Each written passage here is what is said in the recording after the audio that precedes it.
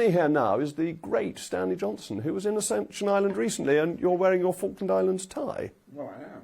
What you do is you go to Brighton Auction, a long flight, not in the RAF Comet, but something, something more modern than that.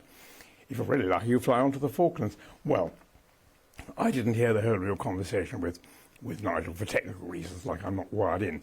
But I would say that I would agree with you. I don't think Ascension is a goer. It's not a goer. When I went down, it was for look at the turtles and the albatross, and above all, to try and lobby, quote unquote, the people on the Ascension to say the idea of a no-take zone, a wonderful marine protection area, is exactly what we need. And I've got to say, the government, and I've got to say Zach Goldsmith, or our old friend Zach, pushed very hard, and there is now a marine protection area around Ascension. So yes, it has a fantastic protective function, but I don't think it's going to be for the immigrants, and I don't think there's any point throwing the Falklands into the cast into that kitty, because I think that might push the Falkland Islands to say, maybe we should be Malvinas after all. Well, I think the Falkland Islands Council has said that they don't want to do it, and there is a democracy in the Falklands. Well, so of course, I think in Ascension, you're not allowed to vote, and none of those 900 people have a right to vote for reasons I can't remember now, but that's where it is. Well, they're not really permanent residents, are they? That's they're right, mainly exactly. They're not US allowed service to have personnel and if British you're a forces. turtle or a seagull or a fulmar, you can certainly have permanent residence.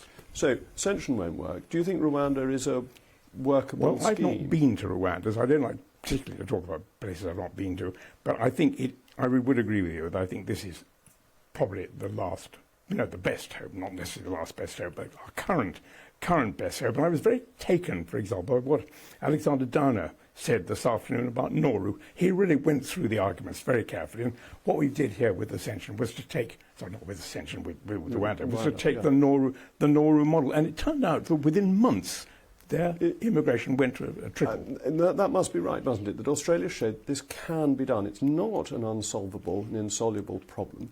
It's one that can be dealt with, but you've got to be quite tough.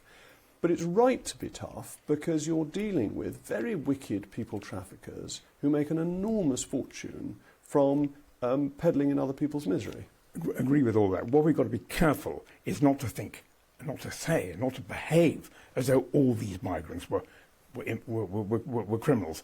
We've got to be careful that people don't look at this barge as though it's some kind of Napoleonic. Do you remember the Hulk? I do, the Hulk? Yes. But I don't remember them, but I've learnt about them from history. Yes. I think you're absolutely right, because one of the things one should always remember is that the individual who is making this journey is actually quite a courageous, motivated person.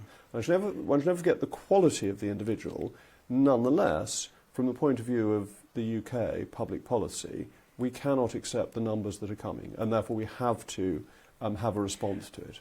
Downer's point and your point is actually what we are trying to do now is to deter the criminal gangs who are doing this. And when they realise there's no money in this, they will stop very, very quickly. And that's what it's all about, isn't it? It's the money in it, and it's why the migrants are almost invariably young men, because they're the ones the family devote their savings to sending over, because they're the ones who can then have the best chance of making a living. And but if I think, we were talking about Dorset, we were talking about Poole and Portland. Well, my grandmother arrived as a refugee from Turkey. Her husband was a very senior politician, and he said, it's not safe to be here, you go to England. She was pregnant, she was 9 months pregnant, she died in childbirth in Bournemouth. My father was brought up in Bournemouth, but you could say, I am the son, the grandson of an immigrant in that sort of way. My father was an immigrant in utero. Since you talked about a flabellum? Yes. A moment ago, well, I'm going to try in utero. In utero. Well, our listeners and viewers know all these terms. They're so used to talking to your son, they mainly converse in Latin at home after dinner. But I'm afraid that brings us happily to the conclusion of this segment. But thank you, Stanley. Don't forget to let me know what you think. mailmog@gbnews.com.